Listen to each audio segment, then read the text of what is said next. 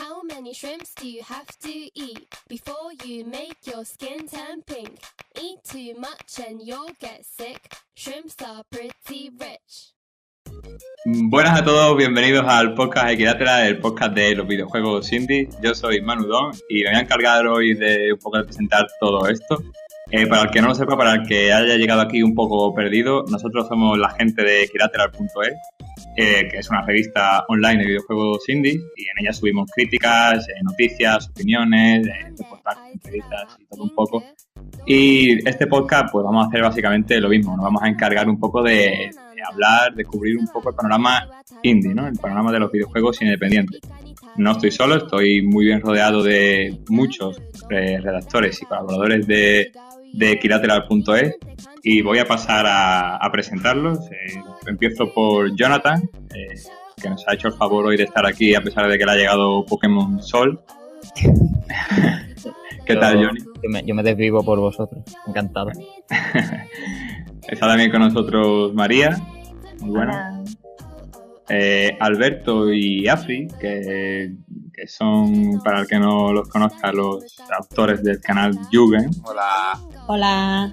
Muy buenas a los dos. Alberto es redactor en Equilateral.es y Afri todavía no se ha dejado caer, pero no sé si... ya la voy convenciendo poco a poco.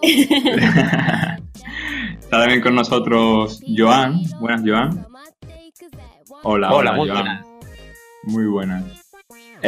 Y Enrique, también por ahí. Hola, Hola, ¿qué tal, Enrique? ¿Todo bien? todo correcto. Todo correcto. Y por último, Álvaro. Hola, buenas. Pues ya que estamos todos aquí presentes y presentados, vamos a pasar a comentar un poco la actualidad del indie, que si bien no en todos los programas vamos a tener algo relacionado con lo indie que sea de actualidad, pero en este sí que tenemos un par de temas que nos gustaría tocar.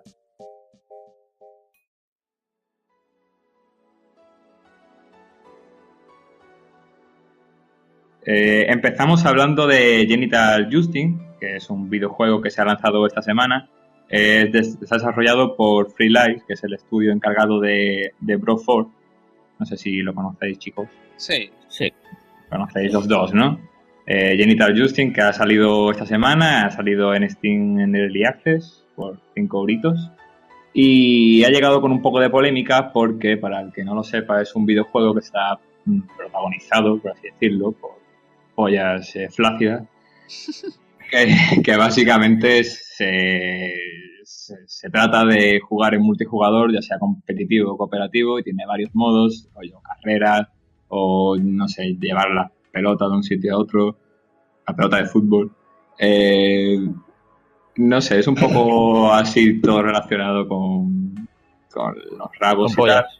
Sí, y ha sentado un poco mal a alguna parte de la comunidad de Steam porque no lo consideraba adecuado para la plataforma, no sé, un poco quizás demasiado obsceno, y no sé cómo lo veis vosotros esta polémica.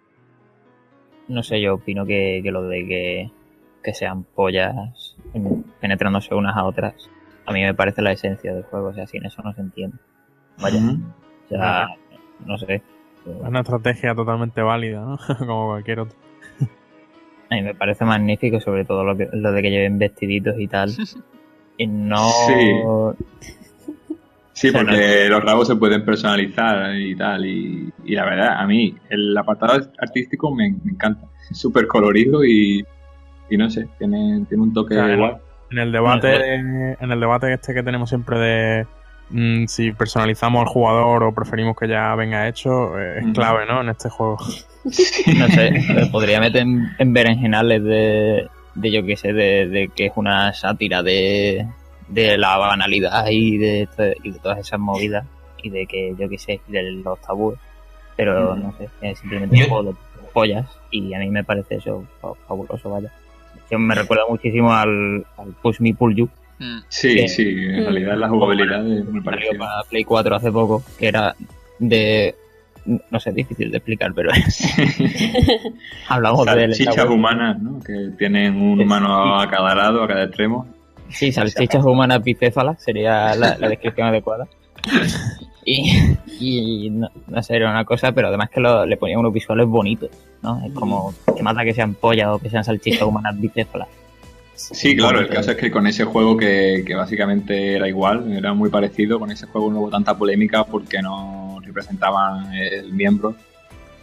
Pero en este caso parece que hay gente que se lo ha tomado mal. También es verdad que he escuchado críticas que no van solo en referencia a que son pollas y que eso les molesta a los más, no sé, cortos de miras, ¿no? De entendederas, sino que también hay gente que piensa que es un juego demasiado, con un humor demasiado adolescente, ¿no? En plan de, ¡ah, pollas!, ¿no? No sé cómo veis esa crítica también que se hace por otra parte. Supongo que tendrán razón, no sé, pero tampoco se puede ser un John Oliver de la vida en todos los días.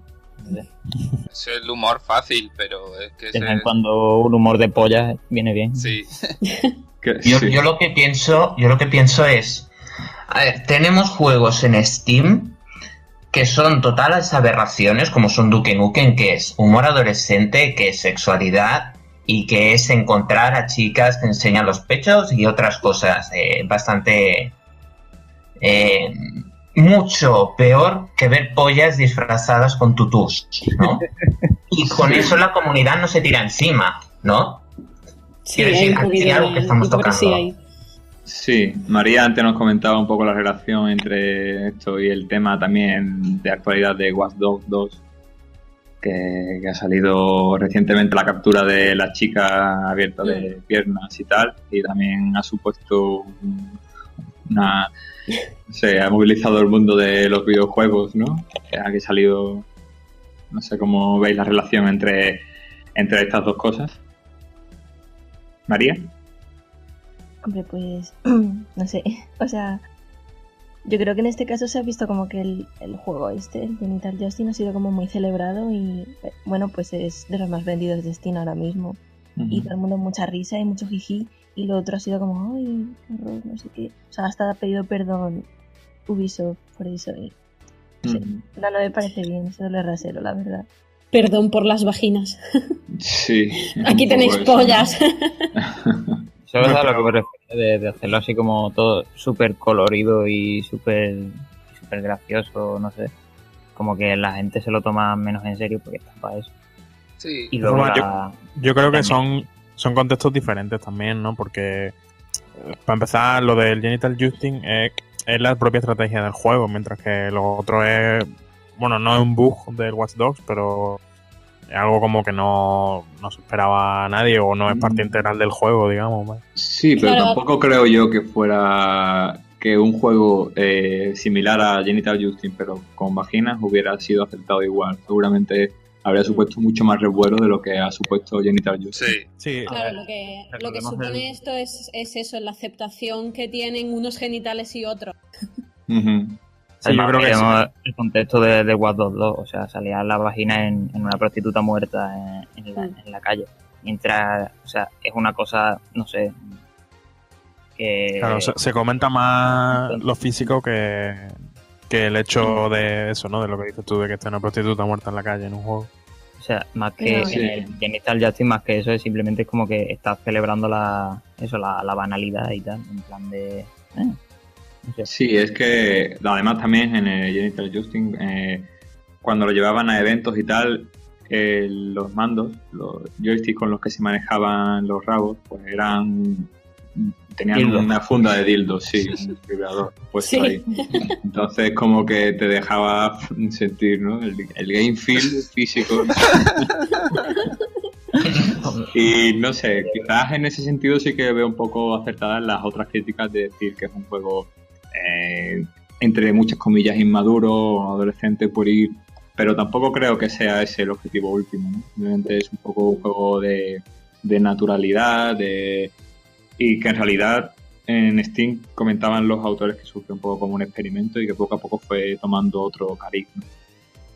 Tiene la pinta de típico chiste entre amigos, ¿no? Que hacen la coña y al final acaba saliendo. Y no sé, claro, internet, las cosas. Claro, igual que uno se coge y hace el que sabe hacer memes hace memes, el que sabe hacer juegos pues hace un juego de... Yo me imagino que entre los creadores uno le diría a otro, oye, se me ha ocurrido una idea para un juego que es la polla. Y el otro, hostia, qué bueno, dime. Pues con este chistaco vamos a dar por terminada la charla de Genital Justing. Vamos a pasar al segundo tema de la actualidad, que yo no quería comentarlo y ahora voy a explicar por qué, pero es básicamente que ha salido las nominaciones de Game Awards de este año. Y yo no quería hablar de ello porque con tantísimos premios de videojuegos que hay a lo largo del año me parece un poco, no sé, inadecuado darle más importancia de la que tiene a este en concreto, porque me parece que es bastante desacertado la forma en la que se plantea. Pero bueno, podemos hablar de forma más crítica o menos, pero vamos a lanzar este debate, que ya sabéis, juegos han salido los nominados a los Game Awards de este año, y entre varias secciones hay una que es al mejor juego indie. Están nominados a ese premio Firewatch, Inside, Hyper Light Drifter, Stardew Valley y The Witness. Y después también tenemos que en el mejor juego del año hay otro indie nominado, que es Inside. Después esos indies también están nominados a otros más premios. Y no sé, en mi opinión, pienso que es muy raro que haya una sección para videojuegos indie entre otras nominaciones, otros premios como mejor juego de VR o mejor juego de acción. Pienso que por una parte se está tratando a los indies como un género cuando no debería ser así, y por otra es como si se le estuviera dando un rinconcito a ellos para darles un premio porque no se merecen ser el juego del año o algo así, no sé, me chirría mucho que haya un premio mejor indie del año. Sí, bueno. Sí, yo iba a decir lo mismo que tú, exactamente. No sé, poco más que añadir, porque es eso, sí que es verdad que cuando se habla de indie normalmente en este tipo de eventos así mainstream se habla con cierta condescendencia, ¿no? De, no, los indies son muy buenos, les damos su rinconcito aquí, no sé qué. Pero juegos del año pues se denomina pues a que sea en este caso a Uncharted 4, a Doom y a esta gente. Sí, Inside está ahí en la categoría porque queda bien. Cumplir, ¿no? Vaya, que porque, bueno, es bueno. Sí, bueno, y porque el estudio también tiene ya un nombre de limpo. Que a mí me encanta Inside, una de mis favoritas. No es que no se lo merezca, pero estoy seguro que la han puesto ahí por cumplir. Claro. Y no sé, sabiendo que es un evento tan bien que da, ¿sabes? De intentar contentar a todo el mundo, pues eso, habrán puesto el indie en el juego del año, habrán mirado cuál es el indie que ha tenido más éxito este año, porque por ahí también están The Witness y Firewatch, pero como salieron a principios de año, pues digamos que no están tan en la memoria colectiva. Pero, y así que bueno, Inside es un poco por quedar bien. Luego la categoría de indie, a mí me parecen bastante acertados todos los que están. Yo metería Superhot, pero yo he estado viendo los diferentes premios que dan, ¿no? Y aparte del tema del debate que decís de los juegos indie, que estoy de acuerdo con vosotros, que es normal que fueran todos en una categoría, me ha llamado la atención también que hay un premio al juego más anticipado, ¿no? Al juego que tiene más expectativas en la gente. Que es como, bueno, la cultura del que cómo se elige, o sea, no sé, eso hay datos de, yo qué sé, de gente interesada, vídeos en YouTube y esas cosas, o sea, reproducciones en YouTube, pero, no sé, eso de darle un premio al juego más anticipado me parece una cosa un poco absurda, que no sé, en otro contexto, en otros medios no tiene, parece una cosa como una tontería. Sí, es que se puede dar... Premio al hype. Sí, totalmente. Sí. Se da el caso de que haya juegos que tengan premios sin ni siquiera haber salido. Sí, es que eso. Y luego también una cosa positiva que quería decir para no hacer una quema de estos premios, es que han sacado por primera vez, supongo, el premio en la categoría de mejor juego de realidad virtual, que me ha llamado la atención porque, no sé, me parece bien para que vayan también creando juegos más serios, digamos, porque es curioso que uno de los nominados es el Job Simulator de realidad virtual. A mí es que todas las secciones de estos premios me parece que no tienen concordancia ninguna, porque tenemos a Inside nominado a Mejor Juego del Año y al mismo tiempo lo tenemos nominado a Mejor Juego Indie. Si hay algún otro juego que gana el mejor juego indie, no tendría sentido que Inside estuviera nominado a Juego del Año. Claro. Total. Sí, es que eso es como el mejor juego que el Juego del Año, pero no está en la categoría de Juego del Año. Claro, entonces ya se sabe que el mejor juego de indie de este año para los chicos de Game Awards sería Inside, ¿no? Inside. Ya está decretado. Y después hay otra sección que me hace mucha gracia, que es la de Game for Impact, que supuestamente intentan darle premios a juegos que traten temas sociales o temas un poco más controvertidos. Esa categoría estaba nominada a Cibel el año pasado, ¿no? Sí, puede ser. Este año están juegos como The Dragon Cancer, Orwell o 1979 Revolution, que en realidad la mayoría son indies también. Podrían estar perfectamente nominados a mejor juego indie del año, pero no lo están. Es como un indie dentro del indie, como más indie todavía. No sé. Y claro, super indie. Sí, super indie.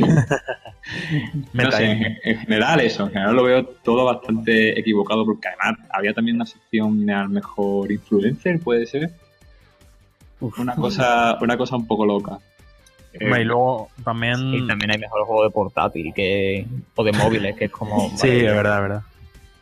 También veo un poco raro eso, ¿no? Lo del juego indie. También es que ya tienes que definir, tienes que entrar en el típico debate de qué indie y qué no, porque también... Hombre, Firewatch y The Witness, a ver, sí que son indies, ¿no? Pero han tenido bastante, digamos, repercusión y se ha hablado bastante de ellos cuando salieron en su día. Y no sé, yo a lo mejor vería mejor, pues, una especie de premio a como hay los premios estos Nobel, ¿no? El premio de la primera desarrolladora, el primer juego de una desarrolladora, ese tipo de cosas. Sí, es un poco lo que ha dicho antes Johnny, que son unos premios bastante bien queda. Es decir, en la mayoría de categorías hay juegos que todo el mundo vemos buenos. No hay nada que sea más desconocido, nada que...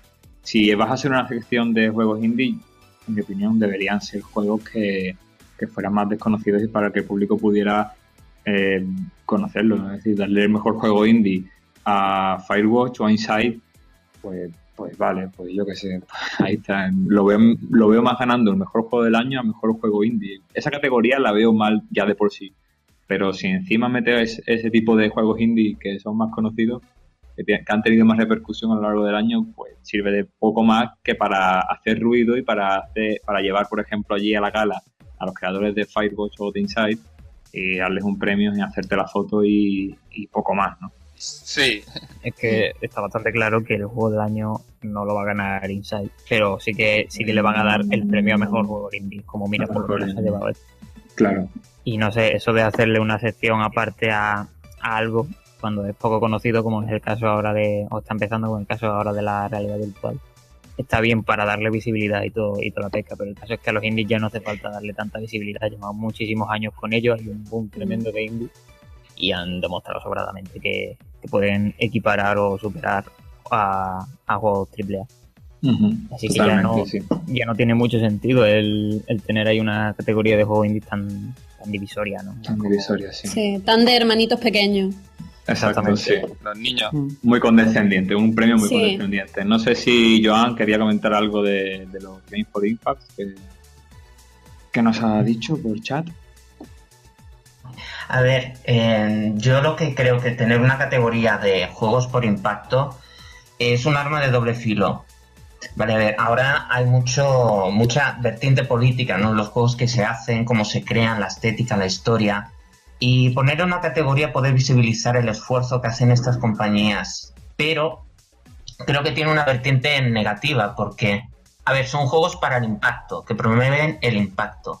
Pero ¿qué es el impacto? ¿Y quién está detrás midiendo que este impacto se produce o no? Es decir, porque si queremos buscar el impacto, Genital Jousting ha tenido un impacto grandísimo, ha movilizado a la audiencia de Steam. Claro. Entonces, a ver, yo creo que está bien, es una buena iniciativa, pero me gustaría saber quién está detrás de esto y qué intereses hay para que salgan estos juegos y no otros detrás de Games for Impact. Sí, en este caso de los Games for Impact también se nota que ha sido una nominación muy bien queda, porque son juegos que, a pesar de que sí tratan temas sociales y tal, son juegos muy cómodos de de jugar. Son juegos que la gente que juegue a ese tipo de títulos va a estar de acuerdo con esa idea. Sí. ¿Sabes? Al fin y al cabo estás jugando tanto con cáncer que, bueno, sí es verdad que tiene una carga más católica de lo que parecía al principio, pero al fin y al cabo no te puedes enfadar con el juego porque es una historia muy personal, ¿no? 1979, pues también vamos a hablar de un título de una revolución islámica que, no sé, tampoco son juegos incómodos que realmente causen un impacto, creo yo. Que también como... Acaba hace... Bueno, Alberto, sí. No, sí, que como eliges qué impacta más o qué impacta menos. Cada usuario tiene su nivel. Es que si nos ponemos así, últimamente están habiendo un montón de juegos de impacto. Que no se puede, yo que sé, es una categoría un poco cuestionable. Sí, incluso, no sé, vosotros que habéis jugado a... Vosotros que habéis jugado a Inside, los que hayáis jugado aquí, no sé si incluso cabría en esta sección, ¿no? En este premio, ¿no? Claro que cabría. Sí, yo creo. No sé qué cabe de sobra. Sí. Creo que se van personalmente a los juegos más que tratan temas más raros, más generalmente vistos como raros el tema y no menos como de videojuegos. impacto. Sí, exacto, son como este juego es especial de alguna forma, pero como no sabemos eso lo ponemos aquí. Este juego no tiene metralleta y no mata gente, así que... Yo creo que se trata más de juegos que influyen un poco de una manera más moral, por así decirlo, que tienen un impacto en el sentido de que pretenden cambiar un poco pues la visión de los que los juegan del mundo, pero como ha dicho Manu, las personas que se atrevan a jugar a estos juegos van a estar ya de acuerdo con las enseñanzas que tengan. Sí, el impacto va a ser bastante sosegado, creo yo. Después de este debate tan acalorado, os parece que acabemos con una porra de a ver quién va a ganar. Yo pienso ya que lo que has dicho tú antes, que en el mejor indie se lo van a dar a Inside, porque si no tendría sentido que estuviera en el nominado a mejor juego del año. Pues la verdad es que, sinceramente, me importa muy poco quién gane todos estos juegos. Quién gane todos estos premios, perdón, me importa poquísimo ahora mismo. No, es que todo... Y luego lo peor es que van a dar los premios durante la publicidad como los años anteriores. Sí. Es eso, que cada vez como que van tirando más hacia el evento ferio de videojuegos, ¿no? Vamos a tener más gameplay, vamos a tener más trailers. Sí. Y el año pasado, no sé si os acordáis, pero daban premios durante la publicidad. Era súper absurdo. Sí, era como tontísimo. Los Oscars del videojuego, pero que para empezar, no te compares tampoco a los Oscars porque tampoco es que sean señal de calidad extrema, ¿no? Exactamente. Nada, que también me parece muy complicado intentar acotar los mejores juegos indie del año a 5 nominaciones. Madre mía. Hemos hecho la lista de juegos que han salido este año para Equilateral y cuántos nos han salido, madre mía, si es que hay como trillones. Un montón. Y nos hemos quedado cortísimos, o sea, no le veo sentido tampoco en ese... Pero bueno, si os parece bien, dejamos la actualidad a un lado y pasamos a hablar de videojuegos, de críticas. Comenzamos las críticas con Johnny, con Jonathan. Hola. ¿Nos hablas un poco de Shadow Tactics, Johnny? Ayer se quitó por fin el embargo de Shadow Tactics Blades of the Shogun, que es el juego con el peor nombre de la historia, porque es como súper genérico, ¿no? Pero bueno, está guay, o sea, mi crítica de nombre. Hasta aquí la crítica de Shadow Tactics. Pasamos a... El juego en realidad sale el 6 de diciembre, pero bueno, ya ayer salió la demo y tal, y ya están saliendo la review. Y bueno, para el que no lo sepa, es un juego de estrategia y sigilo muy rollo comandos. Yo la verdad es que no he jugado nunca a comandos, pero está gracioso porque justo ayer, cuando terminé de jugar el juego, vi por ahí un GIF de comandos y sin saber que era de comandos y digo, hostia, es súper parecido a Shadow Tactics, ¿no? Porque tienen los conos de visión exactamente igual y tal. Y luego me di cuenta que era comandos y digo, pues sí, bastante parecido. Solo que aquí en lugar de tener una ambientación bélica, pues está ambientado en el Japón feudal, en el periodo Edo concretamente. Y bueno, pues la mecánica es la de un RTS, de ir cogiendo un personaje, clicando para que vaya a un sitio, para que ataque y tal. pero centrándose en el sigilo, es decir, llevas a unos pocos personajes, hay un total de 5, pero nunca lo llevas a todos en la misma misión, siempre llevas a 2 o 3. Y el caso es ir recabando objetivos y ese tipo de cosas, eludiendo la vigilancia enemiga. Lo más destacado de este juego para mí es súper difícil. Sí. Así hablando en plata un poco, la verdad es que el juego tiene una cosa muy graciosa, que es que contabiliza las veces que guardas la partida. E incluso cuando estás jugando te sale un contador de la última vez que guardaste la partida con colorines. Si hace ya 5 minutos que guardaste partida, se te pone en rojo, en plan, tío, guarda ya, porque te van a matar y vas a tener que volver a cargar la partida desde catapum. Y eso significa que el juego es ensayo y error continuamente. Es guardar, fallo, cargo la partida, vuelvo a intentarlo otra vez, fallo, así hasta que salga. ¿Y tienes alguna penalización por guardar demasiado o algo así? Que las estadísticas de final de misión son menos. Bueno. Eso no las ve nadie después de insignias, de logros adicionales, sí. ¿No? Pero si no te interesa mucho eso, si no eres un completionista, sí, o no te propones tú ese reto, pues tampoco importa mucho. Es que realmente el juego está pensado para que hagas eso. Pero bueno, por lo general está bastante bien. A mí me sorprendió mucho porque a mí de inicio ya me gustan mucho los juegos de sigilo. Me parece una cosa bastante increíble porque no sé, me meto mucho en ellos. Y cuando me salen bien, que la verdad es que soy bastante malo, pero cuando me sale bien a hacer algo, pues como me siento un poco como Dios. Y esa es un poco la gracia de este Shadow Tactics, porque ya no es solo que llevas a un personaje, sino que llevas a varios y coordinarlos es extraño. Por ejemplo, tienes un modo que se llama modo sombra, que sirve para hacer varias cosas a la vez. Porque yo estoy muy mal acostumbrado a los juegos de estrategia que me permiten pausar la acción para ir decidiendo los movimientos. Este no lo tiene. No, es más activo, más dinámico, ¿o qué?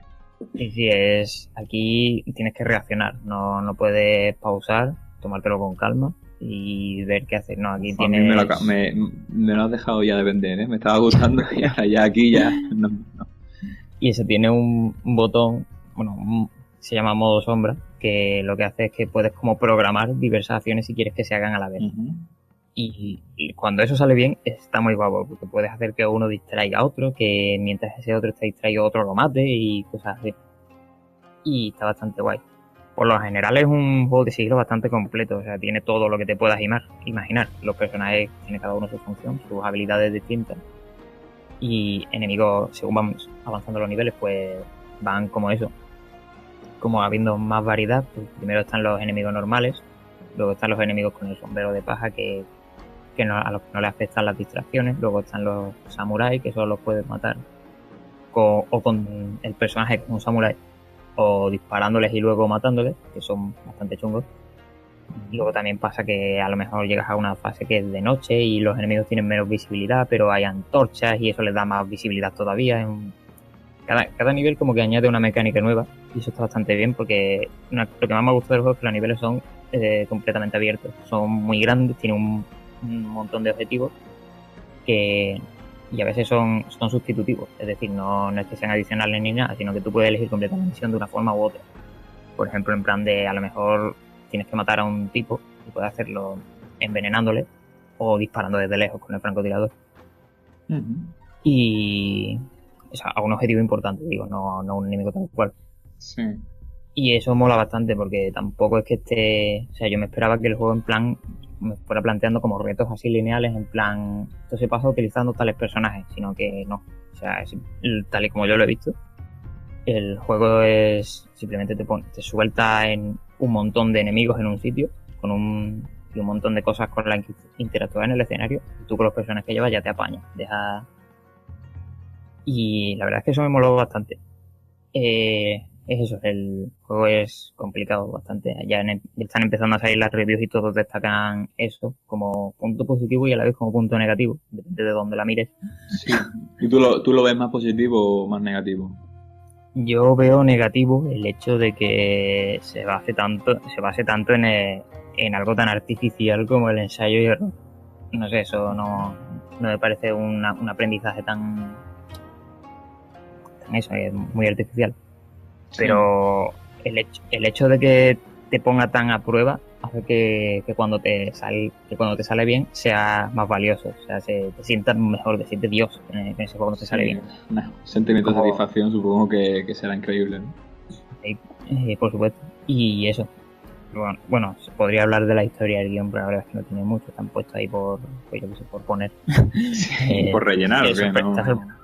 Está sorprendentemente bien entretenido, o sea, los personajes tienen su carisma, no desarrollo, pero sí su carisma. Uh-huh. Y yo qué sé, mantiene un interés, que es algo que normalmente los juegos de estrategia yo no suelo ver. Y bueno, mira, eso es mejor que nada, la verdad.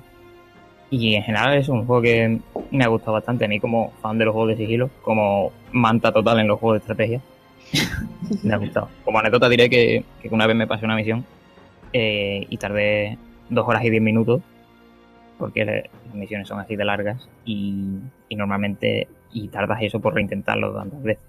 Y uno de los objetivos secundarios, cuando vi en las estadísticas finales de misión, era pasárselo en menos de 15 minutos. Y me llevé un poco las manos a la cabeza. Es como... Y además eso en modo normal, que por lo visto había un modo difícil. Dios. Y eso, no sé, es complicado, pero está bueno. En Equilateral, por cierto, la crítica vendrá de la mano de Cipri, que no está aquí. Sí, que no ha podido llegar hoy aquí a acabar el podcast, pero seguramente su crítica... A lo mejor dice algo distinto que yo, no sé, pero esa es la mía. Sí, bueno, en realidad cuando hemos estado hablando con él también nos ha destacado eso, la dificultad que tiene y también la variedad que hay tanto de misiones como de personajes, ¿no? Porque, no sé, este juego me resulta un poco así de entrada, un poco genérico, ¿no? Shadow Tactics, el nombre... Sí, es súper genérico, pero el caso es que lo que lo hace bien, ¿no? Como tampoco le vas a pedir mucho más, no es que sea la originalidad ni mucho menos, porque ya te digo que viene de comando. Sí. O sea que si quieres un buen juego táctico sobre sigilo, lo vas a tener ahí. Eso no es un imprescindible del año, ni nada por decir, no es algo que debas jugar, porque sí, pero si te gusta el género, pues está bastante entretenido, no sé. Es curioso, perdón si me interrumpo, que el legado, digamos, que ha tenido Comandos, ¿no? El juego español en juegos de... Bueno, no sé de dónde viene Shadow Tactics, pero vaya, que es curioso que es súper parecido. Creo que son alemanes. La desarrolladora, que es Mimimi Productions, se llama. Y sí, la verdad que sí, Gonzo Suárez, que todos sabemos ya las perlitas que suelta en la radio, pero se van a gloriar mucho de que Comandos es la mayor obra del videojuego español, no sé qué. Sí, probablemente un debate para otro día, pero la verdad es que sería interesante también comentar eso.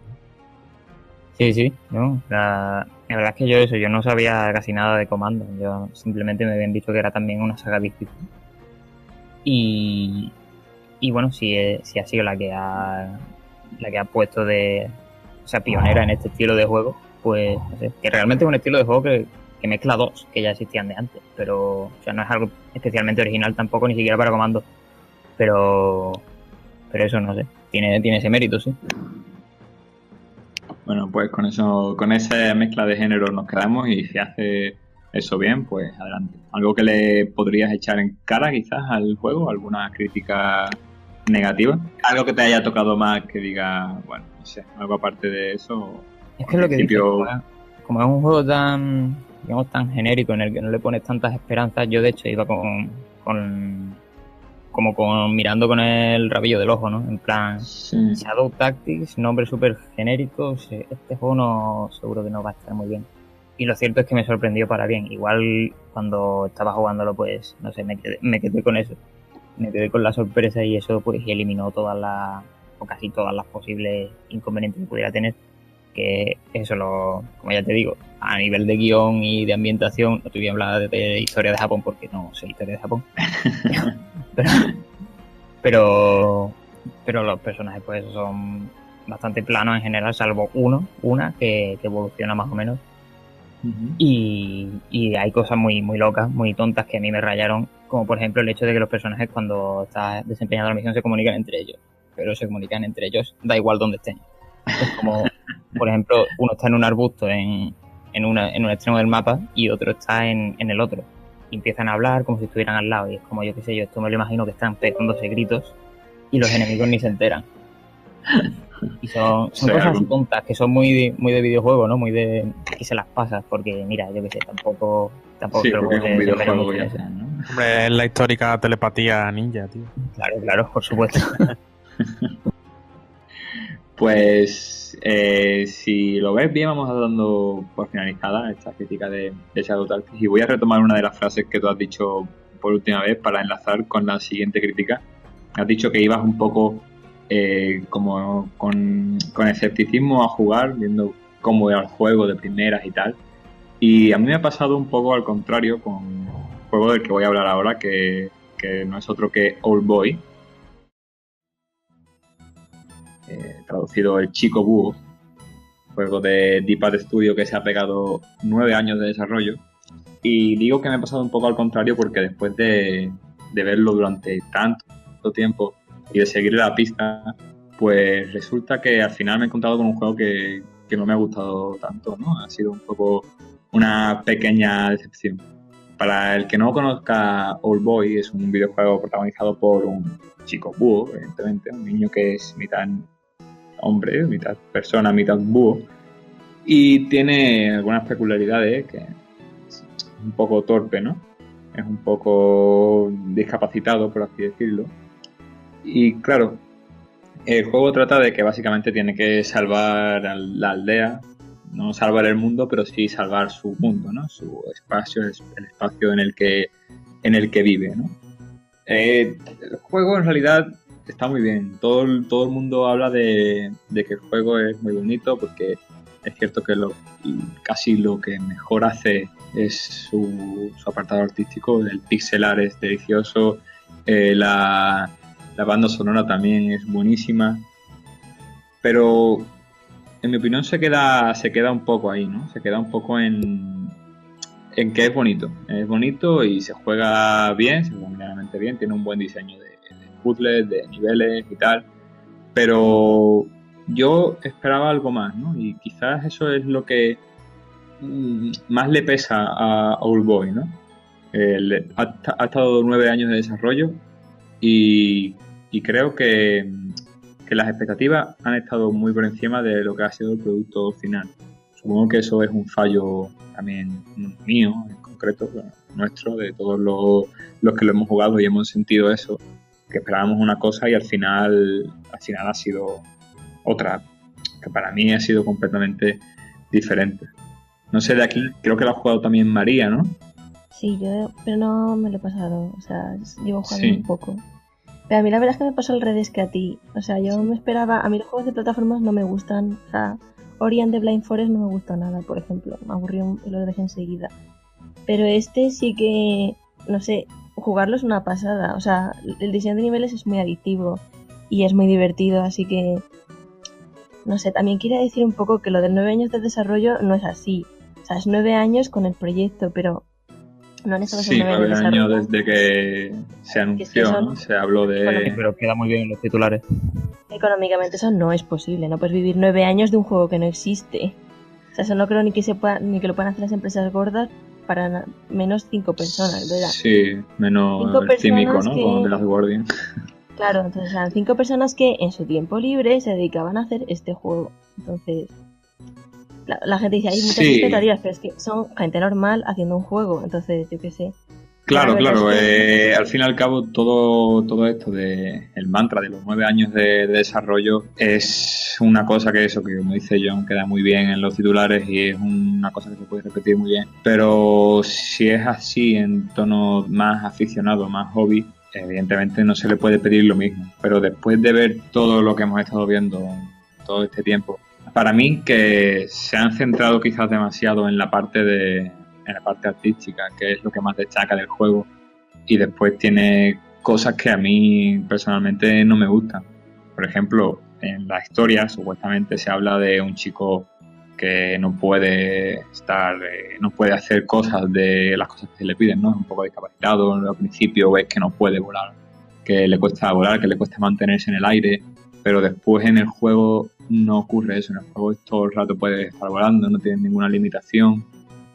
Supuestamente te quieren contar la historia de que el pobre Otus, casi es como se llama el protagonista, pues como que necesita ayuda de otras personas o de objetos del entorno y tal para desarrollar su aventura, pero en realidad casi que se podría valer por sí mismo, y cuando utiliza a otras personas como el mecánico este de la pistola, lo usa simplemente como un arma, no se desarrolla tampoco ninguna especie de trama de la importancia de la amistad ni nada de eso, en mi opinión. Yo lo que veo ahí es simplemente la utilización de una persona como un objeto, que es un arma que podría ser un hombre, un amigo suyo, o podría ser una pistola especial que se disparara con las garras, no sé. Disonancia narrativa. Sí, un poquito. No, pero yo creo que eso utiliza un poco lo que es la inocencia, digamos, de los videojuegos, que tienen como una lógica muy absurda. En plan, te tiras una poción a la cabeza y te cura o cosas así. Pues yo creo que han tirado un poco por ese tipo de interacción, ¿no? Que es muy tontorrona y muy infantil y sin lógica ninguna, pero que como que tiene esa cosa de que es un juego, entonces es como un juego siendo consciente de que es un juego. No sí, además yo prefiero eso en un título así más desenfadado como Oldboy, que como en el que comentaba antes, en el Shadow Tactics, que es así más serio y tal. Si es, no sé, en Oldboy yo creo que pasa desapercibido porque eso es así en plan cómico, te tomas esas licencias, pues bien, no sé. Es que, por ejemplo, cuando usas al mecánico y le sueltas, no, lo tiras. Y he oído varias gente que decía que lo tirabas en plan como si fuera una herramienta. Pero yo creo que más bien es como un recurso cómico, en plan de adiós. Y el mecánico como que se rasca la cabeza en plan de ¡ay, me has tirado! Entonces yo creo que es un poco así, como un poco reminiscencia de los Zelda. No sé, a mí todo se pegaba tortas Link y cosas así. Sí, pero no sé, todo ese aspecto como que yo creo que tampoco le hace bien al juego, no sé. A mí no me ha llegado a calar esa cosa de lo que tú comentas, de inocencia y tal. No sé, todo el juego es muy buen juego, porque el game feel me parece muy bueno cuando tienes que desenterrar cosas del suelo, tienes que sacar los cofres, tienes que, no sé, cuando vuelas también me gusta mucho la sensación de volar y de poder estar en el aire, pero ya está, creo que se queda un poco corto en ese sentido, y también con lo de las expectativas me refiero a que cuando yo veía Oldboy pensaba en el juego de una forma diferente a como al final le he acabado jugando, que al final ha sido una especie de mata-mata, ¿no? Porque aparecían enemigos, yo les disparaba y ya está, no sé, creo que se han centrado también mucho en eso, y creo que esto también le pesa un poco, no sé. Yo creo que también es un poco de ir con la mirada crítica, ¿no? En plan de, no sé, yo por ejemplo este juego no lo he jugado, pero tengo muchas ganas de jugarlo porque me gustan mucho las plataformas en 2D, y cuando lo juegue seguramente pues me quedaré con eso, como no tengo que, digamos, escribirle una crítica ni nada del estilo, no tengo que pensar mucho en qué pensar sobre él, para la redundancia, y es como que sí, no esas cosas me parecen, esos problemas me parecen menores, ¿no? Como lo que tú dices, si el juego se juega bien, es bonito y tal, a mí para echar el rato me vale. Sí, pero al mismo tiempo, aunque lo juegues y no sea para hacerle una crítica, a mí como que me da un poco de pena que al final Oldboy me haya decepcionado, y sinceramente no creo que lo haya hecho porque le haya tenido que escribir una crítica. Si lo hubiera jugado independientemente también me habría decepcionado un poco, porque no sé, tengo un juego ahí que es muy bonito, que me promete una historia que parece que va a molar, y el principio de verdad mola bastante, la especie de, no sé, de las técnicas narrativas que usan al principio y tal, pero después te hago una especie de bajón que no sé, es difícil de remontar, sí. Según lo que tengo yo entendido, no lo he jugado tampoco, pero he visto un par de análisis, no sé si era de Run Signal o de Bunny Hop, y contaba un poco que el diseño de los puzzles y de los niveles se quedaba un poco atrás en relación con el arte y con el principio que tenía, como que los puzzles eran excesivamente sencillos y repetitivos, no sé, Manu. Sí, a mí realmente los puzzles es algo de los que más me ha gustado, porque sí que es verdad que utilizan un poco más el entorno, y ahí sí es cuando te sientes que estás dentro del juego, ¿no? Porque, por ejemplo, a la hora de volar, tú puedes volar libremente por todo el escenario, pero cuando llegas a una catarata, a una cascada, como que se te mojan las alas y no puedes volar donde hay agua, ¿no? Entonces como que tienes que aprender a subir por ahí sin utilizar las alas, ¿no? Sin utilizar el vuelo. Pero en realidad después sí es verdad que hay plataformas y es fácil de hacerlo. Pero no sé, como el juego va todo en relación a que los búhos, la raza esta de hombres búhos, pueden controlar los elementos naturales tipo agua o cosas así, pues como que favorece mucho la interacción con el entorno, y eso me gusta, ¿no? Hay una parte en la que puedes coger una nube y hacer que llueva, y con eso tienes que solucionar puzzles y tal. Incluso puedes eliminar enemigos así, ¿no? Pero al fin y al cabo, no sé, como que me siento que es demasiado juego. Siento que la historia que le han metido, o que la trama que le han metido, ha sido un poco para rellenar el espacio de unas mecánicas que se les ocurrieron hace 9 años. Y por eso digo que el desarrollo, entre comillas, o la idea de 9 años le pesa un poco, porque sí es verdad que si este juego hubiera salido a la par que otros, tipo Braid o Fate, hubiera sido un juego mucho más alabado, quizás, no sé, mucho más importante. No sé yo eso. Yo lo que te comentaba, enlazando con lo que dije antes, es que creo que sí, en verdad a todos no seguramente cuando yo lo juegue también a todos nos gustaría que el juego fuera más, que el juego fuera genial en todos los aspectos. Pero precisamente lo que comentaba, que su punto positivo es el mindless fun, esa es la expresión en español, simplemente el divertimento por jugar ella. Sí. Y ese sería eso es lo que yo diría que es su punto positivo. Y sobre lo de que habría tenido el mismo éxito que Braid o... No, ya no digo el mismo, pero sí es verdad que lo vería un juego más adecuado para la época de esos, entre comillas, primeros indies que surgieron, que llegaron aquí por y tal. Lo veo un juego más de esa época que actual, no sé. Y es verdad que su punto positivo podría ser el divertimento por el divertimento, el entretenimiento a secas, pero creo que hace cosas demasiado bien como para que solo se quede ahí, porque si veis cualquier captura de pixel art y veis cómo están tratadas las animaciones y cómo se siente el juego al probarlo, cómo eso, básicamente sacar algo del suelo, ver qué pesa, o no sé, también el sentimiento un poco de explorar el mundo que por el que estás volando y tal, todo eso está bien hecho, pero como que no tiene conexión entre todo, y como que el juego se queda un poco corto en todo lo demás, ¿no? Verás, sí. Es muy buen juego, ¿eh? Yo lo recomiendo si os gustan plataformas, o incluso además es muy corto. Si queréis podéis echarle unas 10 horas o algo así, y os lo pasáis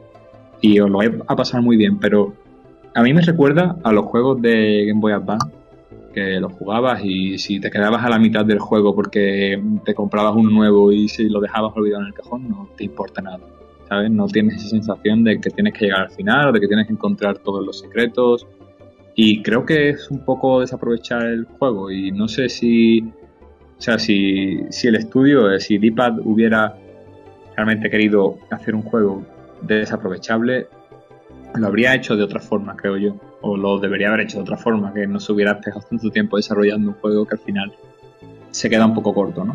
Sí, en el fondo estoy de acuerdo contigo. O sea, con la de cosas que, con lo bonito que resulta a la vista, es normal exigirle más. A mí me pasó lo mismo, por ejemplo, con el Momodora, que hice la crítica en Equilateral este año, que también es un juego precioso de ver y que se jugaba fantásticamente, pero que por cosas como esa pues me supo a poco.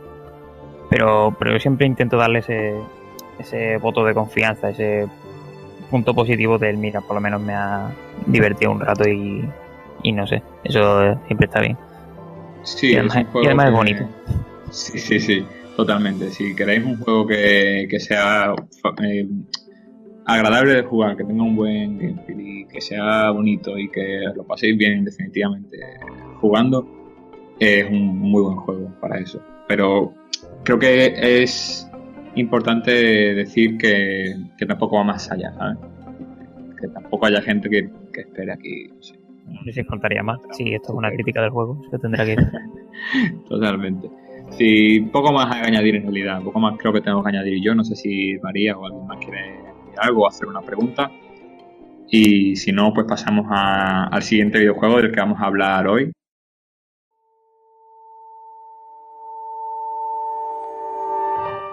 ¿Estás por ahí?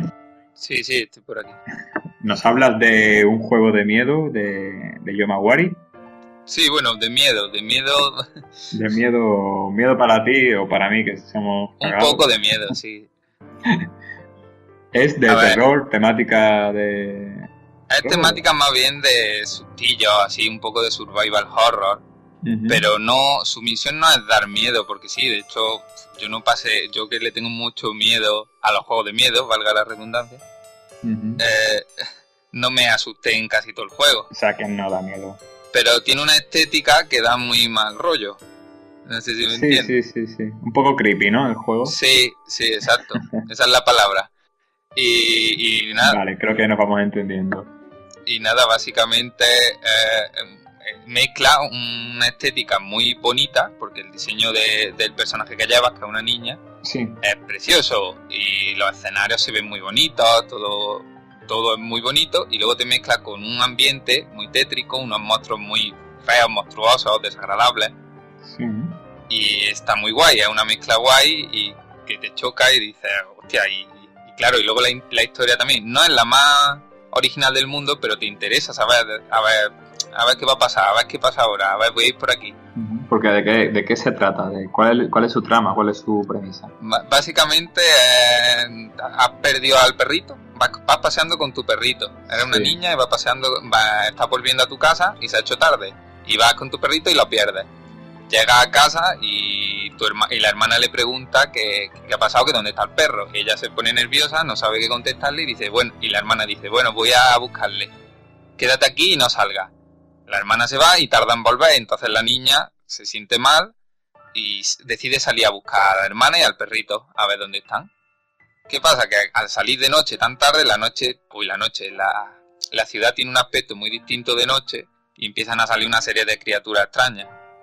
Y va de eso, va recorriendo las distintas zonas de la ciudad, pues buscando, siguiendo a las sombras, siguiendo pistas, a ver dónde están tus seres queridos. Sí, es terror entre comillas realista, es decir, esos seres existen de verdad, o es un terror más psicológico desde la visión de la niña. No, es más que tiene miedo. No sé, son una especie de fantasmas, yo creo que sí existen. Lo que pasa es que también te mezclan cosas de los traumas de la niña, no sé. Afri lo jugó conmigo porque yo no me atrevo a jugar los juegos solo. Y a lo mejor ella tiene otra opinión. Es un terror muy japonés, son monstruos muy del rollo películas de Ring, La Maldición y tal. Muchas niñas con el pelo en la cara, no sé si habéis jugado a Corpse Party, también es así de ese rollo. Y es un poco eso, que tiene un pixel art muy adorable, pero unos monstruos que, bueno, tiene los típicos espectros más humanoides y luego tiene bicharracos enormes llenos de pústulas y tentáculos y cosas muy creepy. Sí. Bueno, yo pixel art no sé si es, porque yo... es verdad. Creo que es como dibujo, es un dibujo totalmente. Es chibi, rollo... Sí, chibi sí. Chibi. Sí, muñecos chiquitillos, monillos. Sí, las imágenes que veo es así también en perspectiva isométrica, ¿no?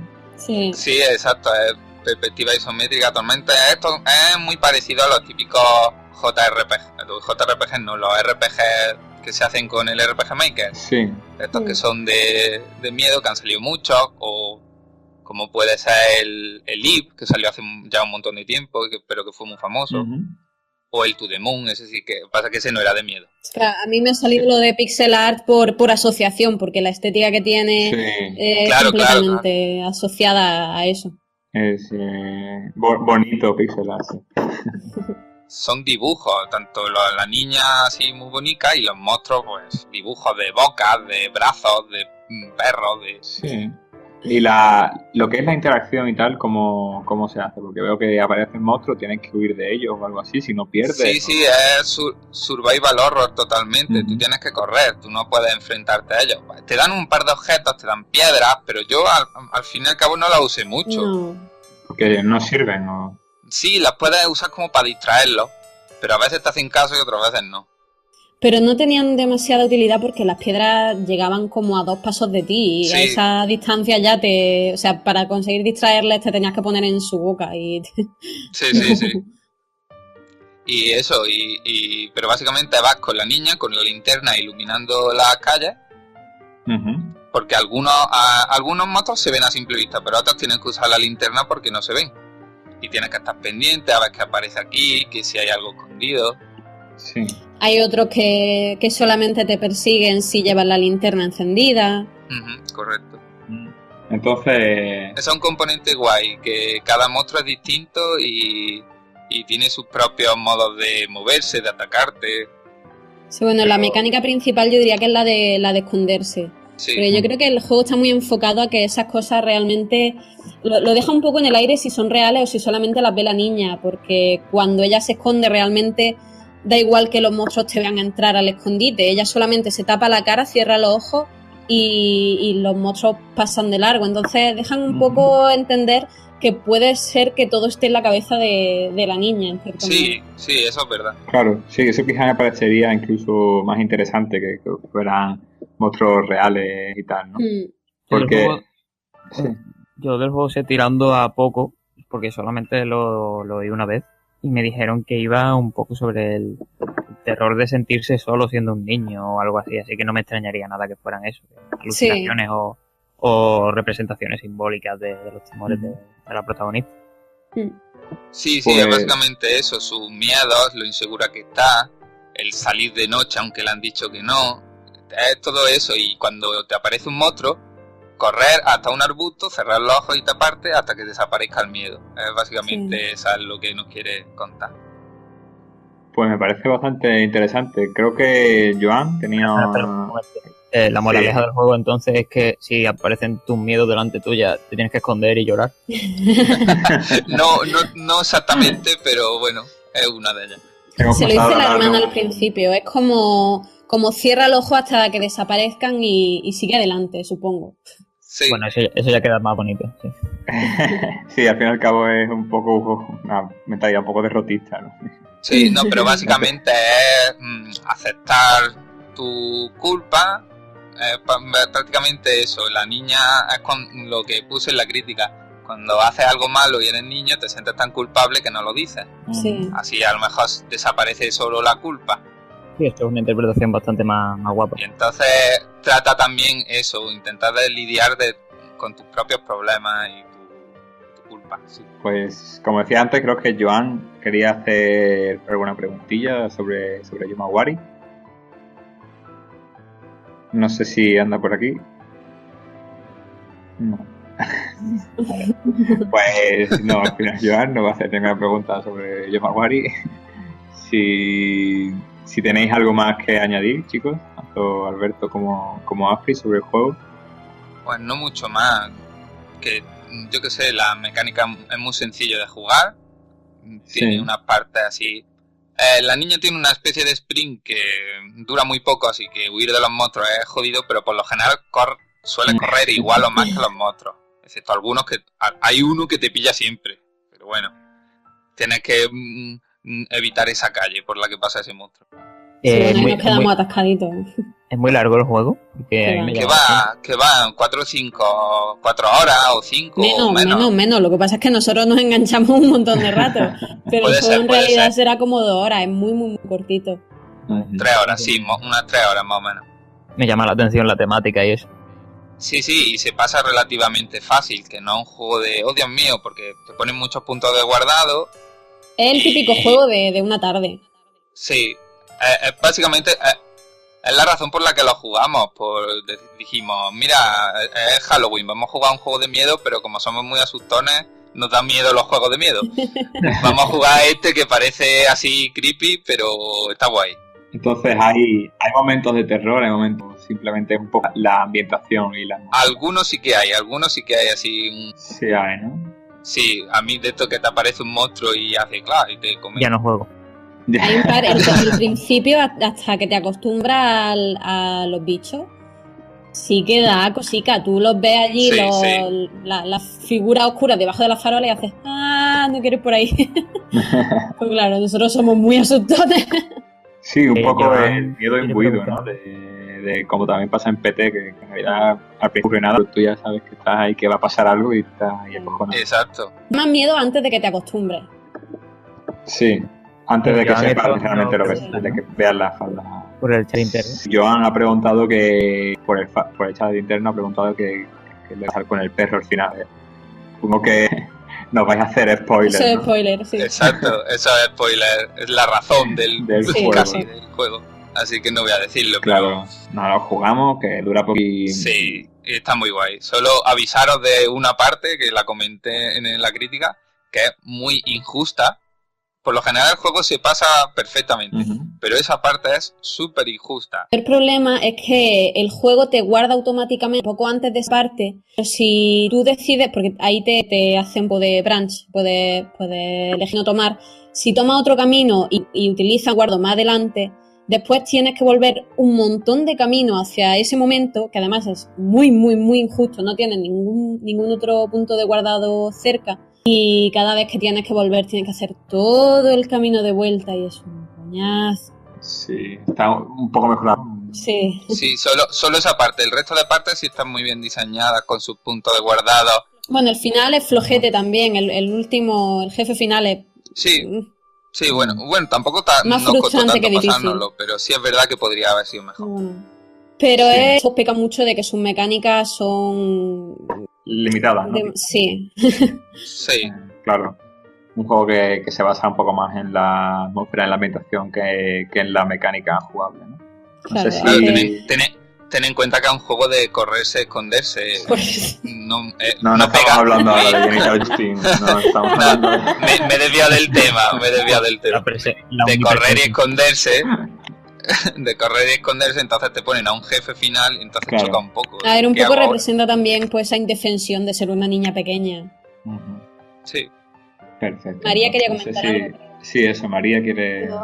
Tengo el juego reservado, jugado aún, pero me parece que es el juego que da rabia no ser japonarlo, porque seguro que tiene un montón de referencias y cosas que se quedan en plan los in translation. Sí. Y como el Caníbal, o sea, el Caníbal Corpse, no, eso es un grupo de música. El Corpse Party. No sé, a mí es que el terror me gusta un montón. Y me da mucha rabia cuando leo cómics o juego juegos y no pillo muchas de las referencias. Además, todos los monstruos que hay en este juego es que son completamente tipiquísimos japoneses y además tienen... Sí, la cultura japonesa toda. Y tienen muchísimos objetos... Sí, son muy rollo yokai. Yokai, pero con miedo, porque yokai lo intentan hacer mono. Tú hablas de Yokai Watch. También. Pero los yokai digo del folclore, no de yokai Watch. Sí. Vale. Sí, se queda mucho in translation. Y tiene también muchísimos coleccionables el juego. Nosotros no conseguimos, creo que ni la mitad de los que se podían conseguir. Y muchos eran... Hay que andar por muchísimas calles. Pero son interesantes porque te contaban cosillas que ampliaban el mundo. Eran así relatos. Algo del juego que creo que no has comentado es cómo te guías sin decírtelo explícitamente. Hay un par de veces que sí te dice... creo que mi hermana se ha ido en dirección a la piscina. Pero por lo general juegan mucho con bloquearte ciertas calles, con monstruos, con otros tipos de bloqueos como líneas, cordones policiales y tal, para que tú vayas encontrando el camino hacia donde tienes que ir de una forma un poquito más orgánica. Mola eso, mola que sea todo así guiado, pero sin que te vayas dando cuenta. Exacto, guiado sin ponértelo en la cara directamente. Si ve este sitio en un minimapa, ¿no? Exacto, lo vas descubriendo tú, ya sea... Muchas veces descubríamos dónde ir porque mirábamos un tablón de anuncio y ponía, ¿ha habido algo en la piscina? Y decíamos, ¿habrá algo en la piscina? Vamos a ir a mirar. O aparecía una sombra extraña que nos miraba y se iba corriendo en una dirección y decíamos, hostia, vamos a seguirla. Entonces está mucho más guay. esa premisa y esa idea me recuerda un poco a un juego español que todavía no ha salido, que se llama A Place for Tom Wailing, que es de Alpixel. Sí, sé cuál es. Y también es un poco así de explorar la ciudad sin que te guíe nada y que tú vayas un poco buscando la trama que parece inexistente, pero que realmente sí la hay. No sé, quizás sean un poco similares en ese aspecto. Habrá que esperar a que salga el juego español para comprobarlo, ¿no? Habrá que verlo, ¿va? Si veis que queréis añadir algo. O todo está dicho ya, ¿no? Suficiente, ¿no? Ha tardado un poco más. Ha durado más la crítica que el juego, ¿no? Sí, bueno, nada más, muy cortito. Pues si os parece bien, pasamos ahora a hablar de otro juego que tenemos aquí para hoy. Metal Tales, un juego español, un roguelike que está desarrollado por Nuberu Games. Es un estudio independiente español. Y el nombre, Metal Tales, ya nos deja ver un poco de cuál va a ser la tónica del juego. Es un roguelike metalero, del metal, del heavy metal, no sé. En realidad no sé mucho de este mundillo de rock más duro, pero oye, es del estilo de Brutal Legend. Sí, ¿no? Vamos a aprovechar un poco la estética del metal para darle sentido a todo el videojuego.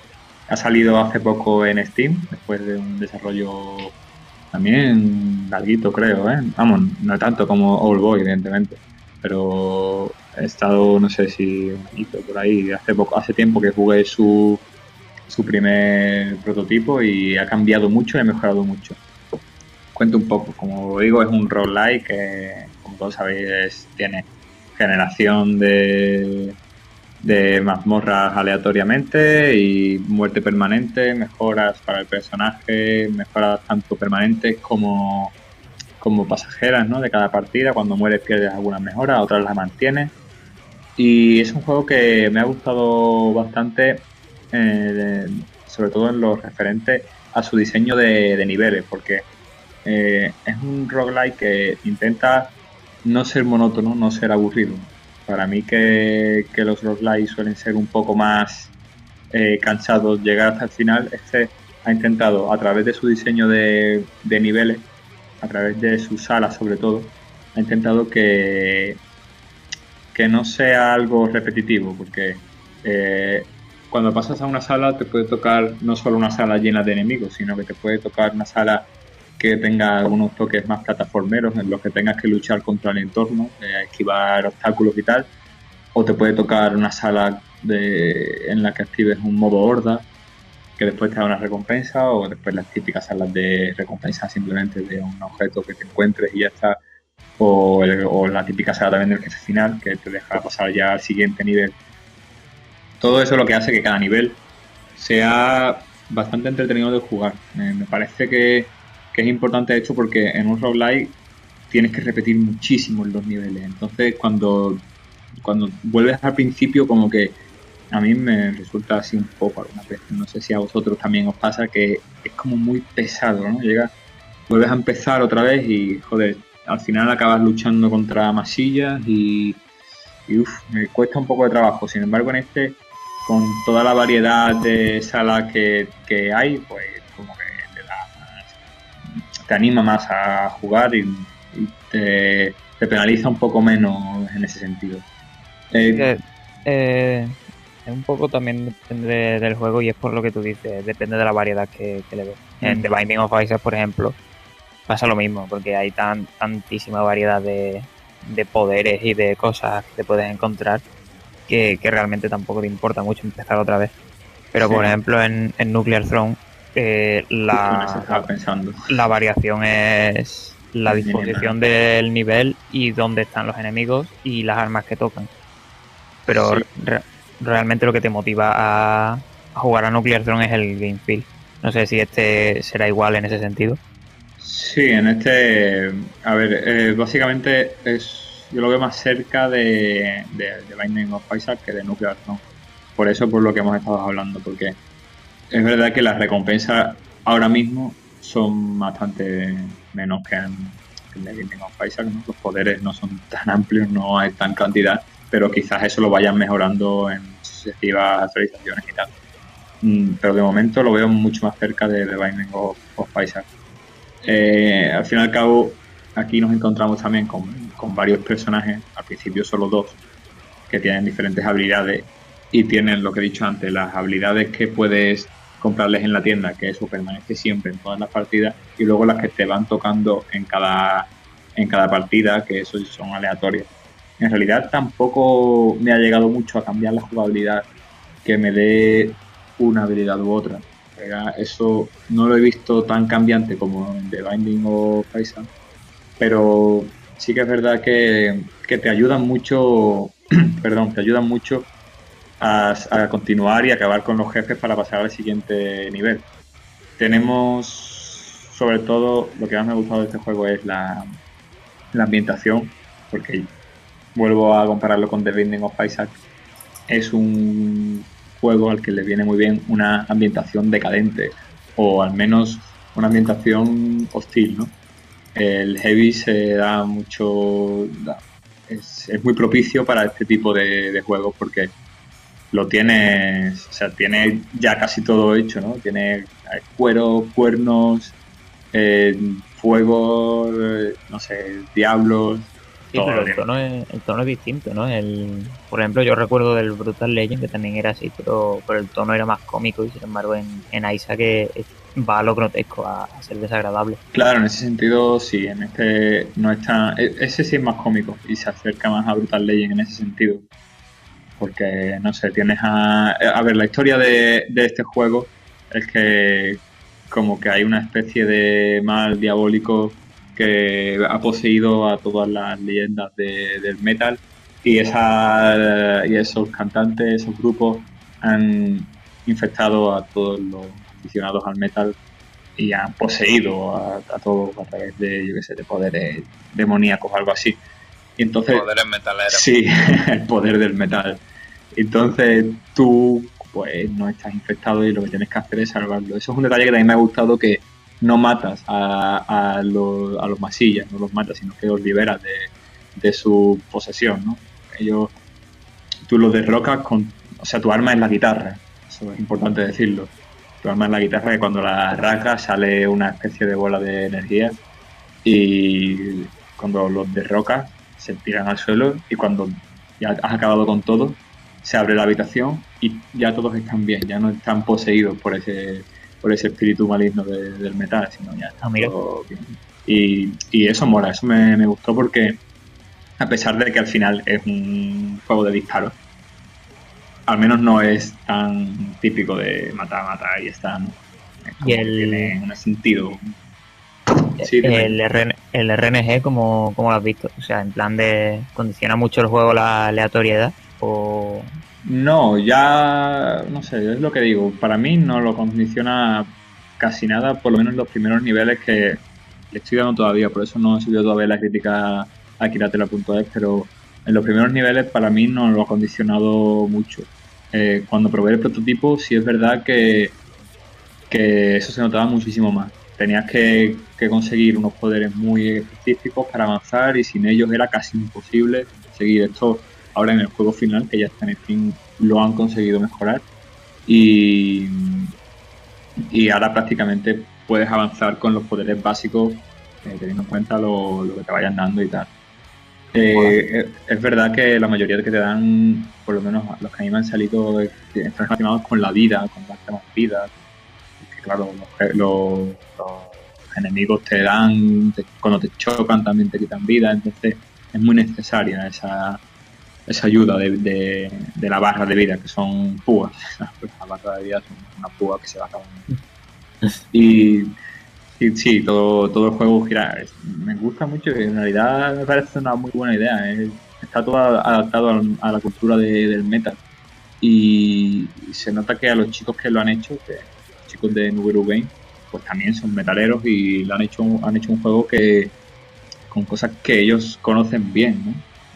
Y claro, ahora aquí llegamos al punto de la música, que es uno de los puntos más a favor que tiene este juego, porque toda la música que hay la han cogido de grupos reales de metal y la han adaptado perfectamente. Y a ver, yo lo digo personalmente, para mí la música en los videojuegos es algo muy secundario porque no me doy cuenta de ella, ¿no? A muchos sé que os encanta la música de videojuegos, lo pasáis pipa escuchándolo. Yo, la mayoría de ocasiones, pasa desapercibida. Y en esta ocasión he hecho un esfuerzo por darme cuenta de cómo era la música, porque sabía que le habían dado mucha importancia en el desarrollo. Y la verdad es que tanto en las partidas normales, en las habitaciones normales, pero sobre todo cuando te enfrentas a jefes finales que tienen canciones específicas para su modo de juego, ¿no? Por ejemplo, sale un jefe final que es como un cibo. Pues ese jefe tiene como un metal así más electrónico. No sé si hay algún tipo de metal que se llame electronic metal seguro, o algo así, yo qué sé. Que no sé de metal, pero seguro. Sí, segurísimo. Pero, claro, entonces en ese sentido pues me ha gustado bastante eso también, que fíjate, no sé de metal, pero ahí lo tienes. Pero si te gusta la música esa, pues ahí tienes. Lo que sí, dime. Es uno de esos casos en los que la música no está para ambientación, sino que es parte de la personalidad del juego y del, digamos, lo que quiere transmitir, ¿no? Pasa un poco como en Hotline Miami, que es como, sí. No se concibe Hotline Miami sin la música. Y este claro, es un poco igual. Totalmente. Además que en los primeros niveles pues estás jugando en una sala de conciertos, así pues llena de cerveza, sofá, mugrientos y cosas así, y te mete bastante en el juego. Lo que sí me gustaría un poco darle un pequeño tirón de orejas, aunque tampoco es que afecte mucho ni nada, es que mantiene mucho los tropos de personajes, en el sentido de que el protagonista chico tiene las habilidades totalmente equilibradas, ¿no? La chica destaca más en habilidad de agilidad y tal, dispara más rápido. Después, pues, no sé, tópicos de metas, ¿no? Los tíos locos con el pelo largo son los masillas suicidas que se tiran a por ti, cosas así, que como que no sé, son siempre los mismos personajes que ya quizás hayamos conocido en muchos juegos o tópicos que se utilizan para darle un sentido a la jugabilidad. Pero bueno, como digo, tampoco le quita mucho interés a juegos, ¿sabes? Después también tiene muchos detalles pequeñitos, pero que le dan un toque muy guay. Por ejemplo, tienes la posibilidad de cambiar punteros, que puede ser una tontería, pero oye, me gusta mucho que puedas jugar con tu puntero preferido y todos tienen así un aspecto muy, muy grunge, un rollo también muy adaptado al metal. Y las cinemáticas van en estilo cómic, eso también le da un toque guay y oye, mola también, se adapta bastante bien a toda esta mezcla de paranormal con cosas, con aspectos cotidianos, ¿no? De la vida, que al cabo estás en un concierto y aparece algo raro y está todo ahí metido en cómic, y eso mola mucho. Y también otra cosa que me gustó mucho es la narración, la voz en off está muy bien conseguida, la interpretación de los chicos, que creo que no sé si es profesional o no, pero da la impresión de que sí, porque se lo han currado bastante. Y eso, para mí, si queréis un roguelike guay con el que pasar el rato, yo lo recomendaría muchísimo. Porque es un juego que cumple lo que promete, ¿no? Es un roguelike del metal. Ya está, con eso lo has definido al 100% ya, no te hace falta nada más, ¿no? Así que no sé si tenéis alguna preguntilla por ahí. Porque estos juegos basan casi todo su jugabilidad en lo bien que se controlan. ¿Se controla bien? ¿Está bien hecho el control? Sí, yo lo he jugado con teclado y ratón y la verdad es que es bastante bueno en ese sentido. Sí es verdad que quizás los disparos sean un poco raros, ¿no? Porque también son unas bolas de energía, no son balas, tardan un poco en llegar al enemigo, tienen un recorrido bastante lento. Claro. Eso, claro, bueno, en realidad eso quizás le da un poco de personalidad al juego, ¿no? No es disparar directamente, no disparas una bala, sino que tienes que pensar un poco dónde va a estar el enemigo, tienes que adivinar su movimiento. Hombre, si te gusta, sí, a lo mejor eso te puede joder la jugabilidad a ti que no te gusta eso, pero bueno, en realidad a mí me ha gustado porque te da un poco, te propone otro tipo de reto, ¿no? El de buscar que el enemigo vaya a un sitio para dispararle ahí, o cuando los jefes finales van moviéndose por el escenario, pues tú no tienes solo que dispararle directamente, sino que tienes que ver dónde va a caer, al mismo tiempo que esquivar sus ataques. Claro. Tampoco es que sean unos jefes finales, por ejemplo, demasiado innovadores, ¿no? El típico jefe final que salta, el típico que hace aparecer cosas del suelo.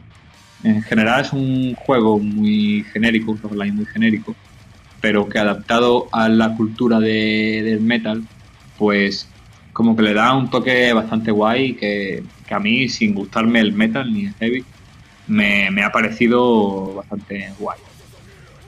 Así que nada, poco más que añadir de esto. Dentro de poco prometo que subo la crítica a equilateral.es y ahí ya me extiendo bastante más sobre todo Metal Tales.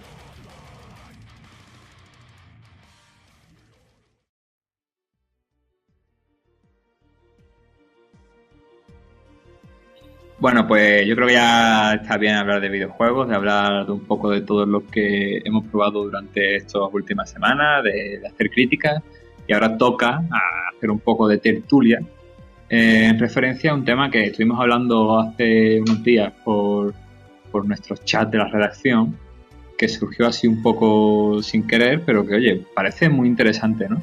El tema es el de aprender inglés a través de los videojuegos. Nosotros que nos hemos criado prácticamente con los juegos, con las consolas, y quizás en nuestras primeras aventurillas los juegos que nos tocaban estaban mucho en inglés, ¿no? Cuando éramos pequeños nos hemos tenido que enfrentar directamente a juegos que no estaban en nuestro idioma. Y a base de palos, a base de golpes, pues hemos ido aprendiendo poco a poco a manejarnos con términos que hasta ahora nos han resultado desconocidos, ¿no? Nos habían resultado desconocidos. ¿Cómo lo veis? ¿Qué opinión tenéis? ¿Cómo tenéis vuestras experiencias personales en cuanto a esto? ¿Habréis aprendido inglés? ¿Habréis aprendido a lo mejor japonés también, algunos? A mí me gustaría empezar... A ver, yo estaba haciendo un poquito de investigación antes de venir aquí a la tertulia. A ver, yo manejo pues bases de datos de investigaciones científicas, ¿no? Y he mirado en revistas académicas qué dicen acerca de cómo aprendemos con los videojuegos, ¿vale? Y he encontrado gente que se dedica a revisar centenares y centenares de investigaciones sobre juegos digitales.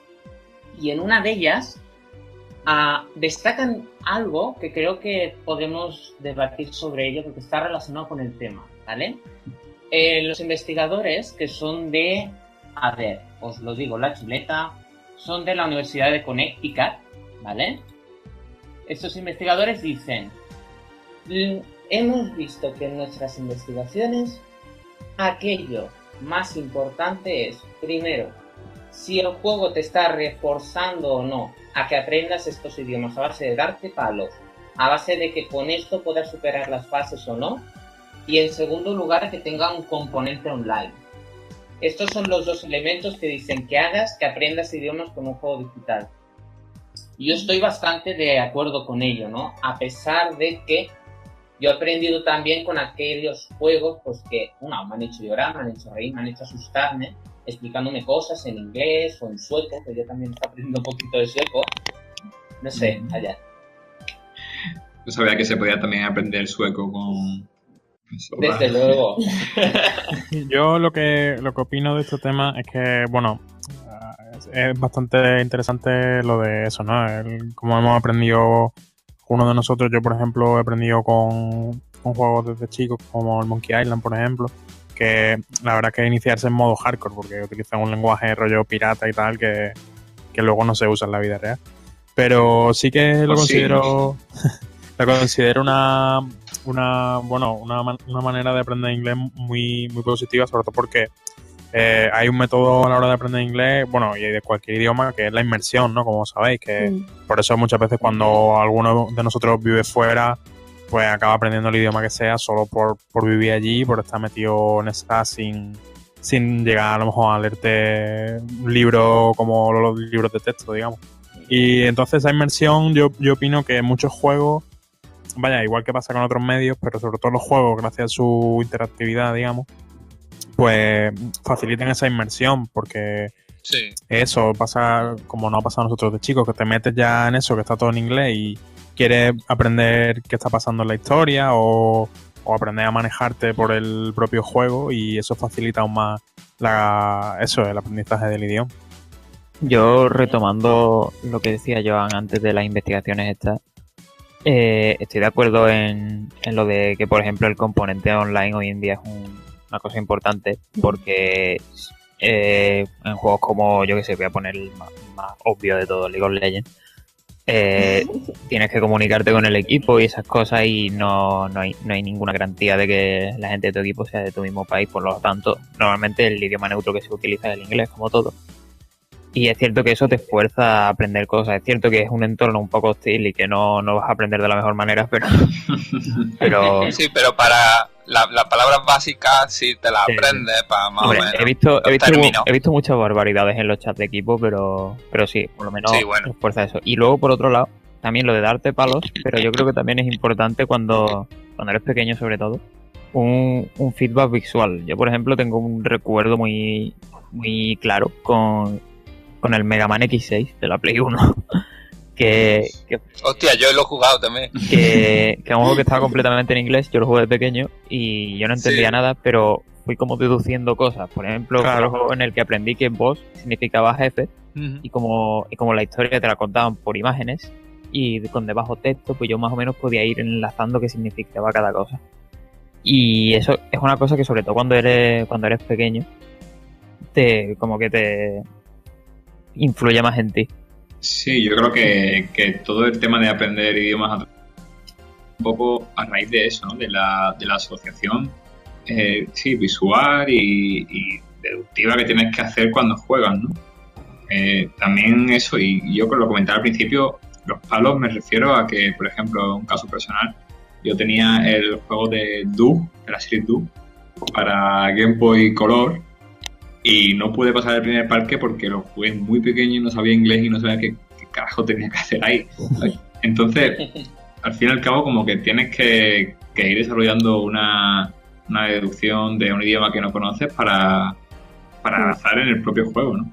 Sí, te exige como que responda. Es una inmersión lingüística que en ese sentido va mucho más allá de lo que sería, por ejemplo, ver. Claro. Te exige que respondas, que seas capaz de comprender lo que necesitas, ya no responder en el sentido de elegir el de diálogo, sino responder en el sentido de saber qué objetivos tienes que perseguir. A mí me pasó algo parecido a Manu con el Zelda Oracle of Seasons, que llegué hasta una parte en la que me ponían un cartelito que tenía que hacer el ataque giratorio y tocar al mismo tiempo 4 columnas que había.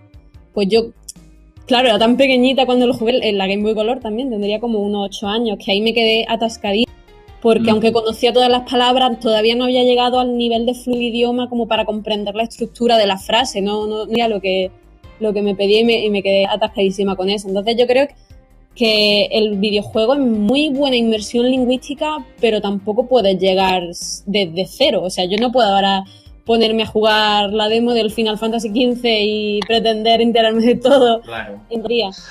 Doy fe. Da como fluidez, da muchísima fluidez, pero de inicio lo veo complejo. Sí, yo creo que tiene que ser como un complemento a estudiar inglés, ¿no? Obviamente. Pero sí que es bastante, por lo que decíamos de la interactividad y la inmersión que funciona, es lo que tú dices, que yo creo que es algo que incluso añade más inmersión y más, al fin y al cabo, educación que incluso ver películas y series, que también es otro método que se usa mucho.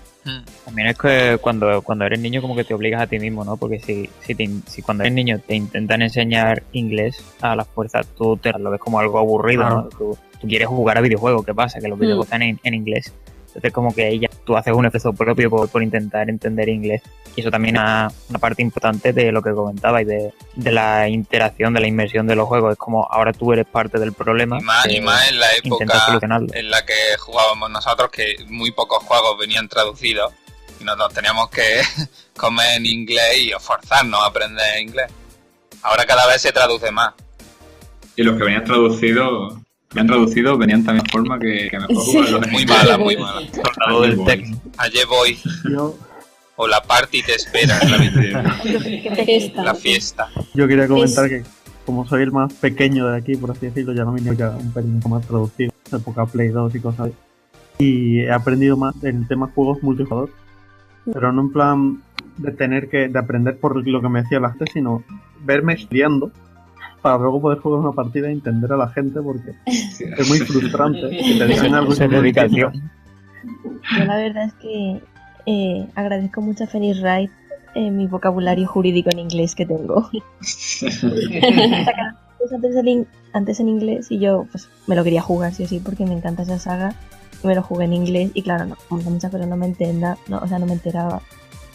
Pero sí que me ha ayudado mucho a ampliar vocabulario y desde entonces empecé a jugarme los rejugué enteros en inglés para ver qué diferencias de traducción había. Porque eso también mola mucho. Por ejemplo, no sé si habéis visto los vídeos del Batibilla que se dedica a sacar las diferencias de traducción entre el Dark Souls japonés y el Dark Souls en inglés. Porque Dark Souls hace en inglés, pero algunas cosas cambian un poco y la verdad es que todo eso a mí me encanta. Sí, no sé, también como que los juegos en realidad en vez de enseñarte un idioma desde cero, como que te refuerzan más con una riqueza de vocabulario diferente, ¿no? Como tú dices, jugar a Phoenix Wright te da vocabulario jurídico y jugar a Monkey Island te da vocabulario pirata y... Y jugar a Metal Gear te da un vocabulario armamentístico de la Bueno, ya hemos sacado Metal Gear. Cuidado. Se ha abierto la veda. Al final, jugar a un juego es como una simulación de irte al extranjero.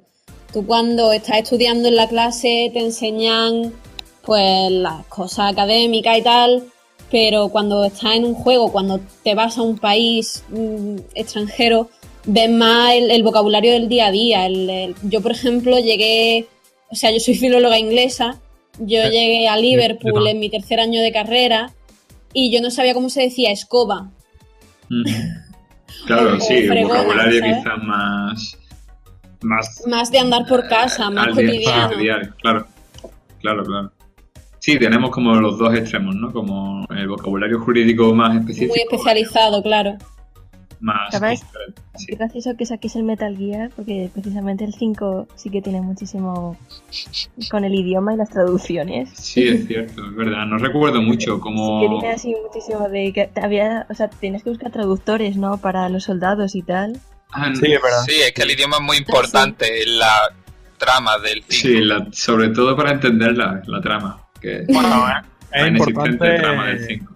Es importante hasta que deciden que deja de ser importante, porque realmente, no sé, lo quieren vender como algo chulo, pero luego realmente no tiene ningún tipo de peso en la trama. Es un inicio guay, pero luego mal llevado, pero bueno, ahí está. Yo creía que lo que comentaba María sobre Metal 5 era sobre la traducción, porque recuerdo que se referían a Quiet como...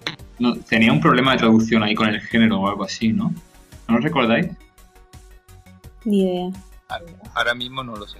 No sé si se referían a ella como él o algo así. Una cosa... El género japonés la suele liar muchísimo normalmente.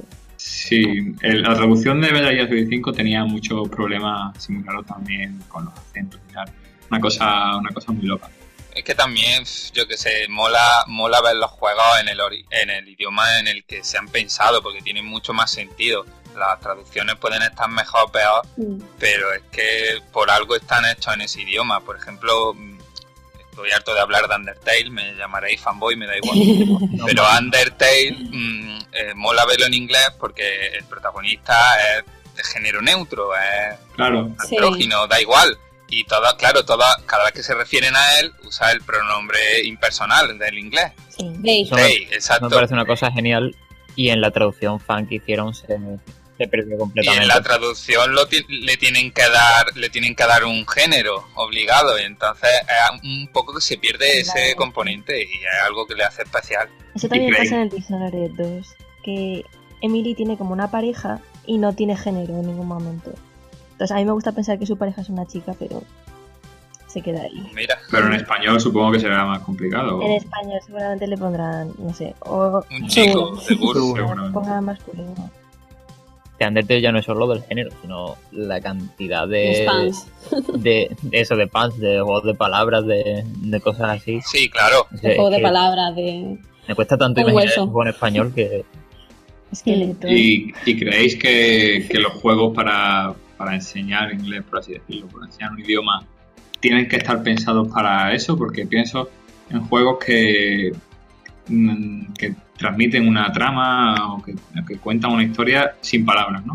Pienso en Journey, pienso en Abzu, son capaces de contar algo sin utilizar la palabra. ¿Creéis que los que usan la palabra tienen que estar pensados como para transmitir cosas a través de la imagen, por ejemplo? Como dice John, para que se haga una especie de asociación visual entre la imagen y lo que están contando. Hombre, partiendo de que el videojuego es un medio, además de interactivo, audiovisual, yo creo que siempre se tiene que hacer uso de la imagen. Claro. Y ese debe aprovechar todos sus recursos. Sus recursos. Hacer un juego que sea capaz de comunicar y de transmitir sin lenguaje es un mérito que eso es más allá del idioma y de aprender o no. Pero cuando se trata de un juego que está en otro idioma, yo creo que es muy importante que no sea algo especialmente denso, o sea, no, sino que vale, hay aventuras de texto y tal, eso ya es otro tema, no voy a tocarlo, pero el feedback visual siempre tiene que estar ahí, vaya, porque siempre es mejor mostrar algo que contarlo en un medio así. Y cuando además lo estás contando, yo creo que sí que ayuda mucho a que se aprenda lo que se está diciendo, vaya. Eso lo hace muy bien los juegos de Fumito, ¿verdad? El Ico y el Shadow no se habla prácticamente de nada, o sea, se dicen 4 frases y todo te lo cuentan mostrándotelo. Esto de los idiomas viene ahora súper bien Ico, porque Yorda no habla un idioma que no se entiende, o sea, Ico y Yorda no se entienden entre ellos porque hablan distintos idiomas. Y cuando habla Yorda, pues salen los subtítulos estos raros. Y eso a mí me parece una cosa maravillosa, realmente. Pero se entienden entre ellos, no hablan el mismo idioma, pero claro, se entienden, eso es lo guay. No sabe lo que está diciendo exactamente, pero sabes lo que no. Y cuando la llamas, cuando ella dice cosas a lo lejos y te señala cosas, claro, esa palabra tú no comprendes, pero tú sabes a lo que se refiere y como que ya te quedas con el significado de esas palabras. En Brothers pasaba igual, el idioma que hablaban los personajes también, no tenía sentido, no se entendía, pero sabían perfectamente lo que pensaban, es muy visual. De hecho, así es como te quedas con el nombre de los hermanos, porque normalmente se refieren a ellos como hermano mayor o hermano menor, pero entre ellos se llaman Nayi, el hermano mayor, creo, y Naya, el hermano pequeño. Naya. Y eso mola mucho también. Ay, que se me salta la lagrimilla. Ay, no me lo recuerdo. Ya entramos también en otro tipo de juegos que tienen el idioma como algo fundamental, como por ejemplo Missing Translation, también es de los españoles de Alpixel, que tiene un idioma complicado, ¿no? Tiene un idioma que tienes que ir aprendiendo y tal. No he entrado mucho en el juego, pero sí que tiene un gran en la trama. Y puede llegar a ser complicado porque tú estás entrando en un idioma que no conoces. De hecho, lo han inventado los propios desarrolladores. Y como apunta Joan por aquí, por el chat interno, los Sims tampoco tienen un idioma ¿no? concreto que sea real, ¿no? Un idioma simulado. Sí. De hecho, los Sims fue aquí en la investigación que citaba en un principio. A ver, lo usaron para aprender alemán a través de los Sims, ¿vale? Entonces les pasaron una versión en alemán de los Sims, los jóvenes ingleses, y se vieron que como podían simplemente quitar la clásica escalería de la piscina y quemar a sus familiares sin tener que aprender alemán, porque ya sabían cómo se hacía en inglés, los chicos no aprendieron alemán. Entonces dices, bueno, un juego que no necesita ningún idioma para aprenderlo, que te lo transmite todo por imágenes, ahí yo creo que será mucho más difícil que aprendas el idioma. Claro, si directamente el idioma no tiene importancia vital en la trama, o en las mecánicas, si no tienes que hacer uso del idioma para aprender algo, si está algo más ahí como algo que tiene que estar y punto, pues tampoco te vas a poner no puedes aprenderlo porque no tienes esa necesidad de la que hablábamos antes de interactuar con el juego a través del idioma. por ejemplo, en un título que tengas que decidir entre una opción u otra, o que tengas que ir a un sitio porque te lo hayan dicho en otro idioma, pues o aprendes ese idioma y aprendes qué significa lo que te están diciendo para hacerlo, o te quedas parado y no lo haces. Y en ese sentido es lo que, retomando al principio de esta charla, lo que hablábamos, ¿no? De que hace falta que es como cuando te vas al extranjero y tienes que pedir comida en un restaurante, o tienes que comprar algo, o tienes que preguntar una dirección. Que o lo haces o te quedas sin eso, ¿no? En los videojuegos pues te enfrentas a eso en cada momento. Sí. Así que básicamente eso. Y bueno, todo esto surgió por retomar un poco el principio de que esto empezamos a hablarlo, porque comentando un poco así por encima cómo habríamos aprendido inglés a través de los juegos de nuestra infancia, ¿no? Y me parece algo súper bonito que es un valor que parece que no se le da a los videojuegos, pero oye, que está ahí, que está como de tapadillo, pero todo a la hora de hablarlo hemos sacado a la luz. Alguna experiencia que hemos tenido cuando éramos pequeños de, mira, pues jugando a este juego yo aprendí esta palabra de inglés, o poco a poco fui aprendiendo inglés, o me autoimpuse a aprender inglés para poder jugarlo, ¿no? Es algo bonito y que merecía la pena sacar a la luz.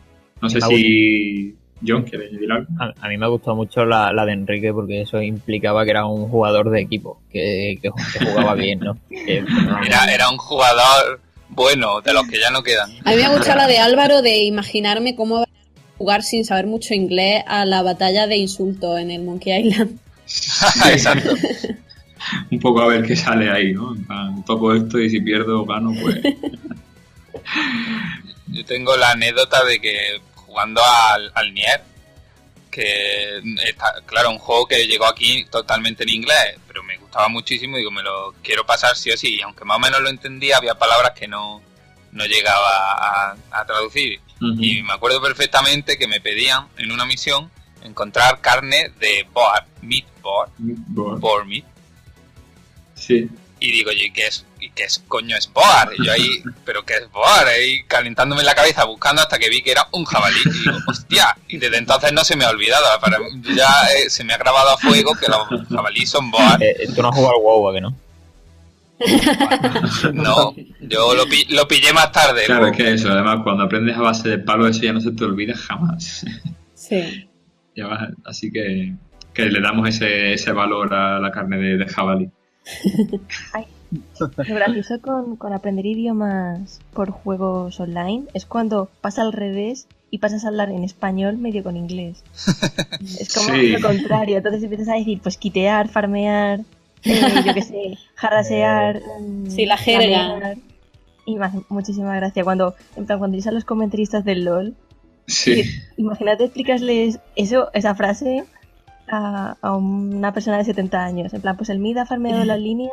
E incluso a personas que de 20 o 30 que ni siquiera están puestos en el juego o oyen eso y les parece a chino, pero sí, maravilloso. Además, como bueno, últimamente se está haciendo todo un poco, ¿no? Pero hace unos años recuerdo que cada juego tenía su propia neolengua, ¿no? Tenía, dependiendo de de los requisitos del juego, como que uno en el LoL era más de fan, de nuclear, ¿no? No sé si ahora está un poco más unificado en todos los juegos online con todo esto de los eSports. Hay palabras comunes, pero sí es verdad que cada uno tiene su palabra, su jerga propia. Lo que seguro es que hoy en día nunca vas a oír apoyo en lugar de support. Sí, cierto. Claro. Madre mía, cuando se vaya el mundo a la mierda por culpa de Trump, va a surgir una nueva raza que solo hable en idioma y sport. Idioma y sport. Bueno, chicos, yo creo que hasta aquí está bastante bien esta tertulia, charla de aprender idiomas con los juegos. Y también hemos llegado ya al final de nuestro primer podcast, que yo creo que ha quedado resultón, ¿no? Con nuestros fallos, con nuestros aciertos, con nuestros ruiditos por ahí por medio y nuestros silencios incómodos, pero oye, ya eso lo iremos solucionando. Con los vecinos de obra. Con los vecinos de obra, que eso nunca falte. Eso parece que es un requisito para hacer podcast, ¿no? Tener un vecino que tenga obra. Así que los que habéis aguantado hasta aquí, hasta el final de nuestro primer podcast, nuestro primer episodio, muchas gracias. Seguiremos haciendo más si queréis, si os ha gustado. Y esperamos vuestro feedback para ir mejorando. Ya sabéis, podéis seguirnos en Twitter, @equilateral_es. También en Facebook, buscad Equilateral, simplemente buscad en la barra de dirección. Y en nuestra página web, por supuesto, equilateral.es. Así que hasta aquí este podcast, este primer podcast. Muchas gracias a todos por estar aquí. Un placer. Nos saludamos. Un placer. Encantada. Gracias. Y ha habido por ahí un par de gente que se ha caído durante el programa. Espero que estén bien. No hemos llegado todo al final. No sé si para el siguiente episodio podremos estar todos o habrá alguna muerte. Muchas gracias y un saludo. Adiós. Adiós. Hasta luego. Chao, chao, chao. Adiós.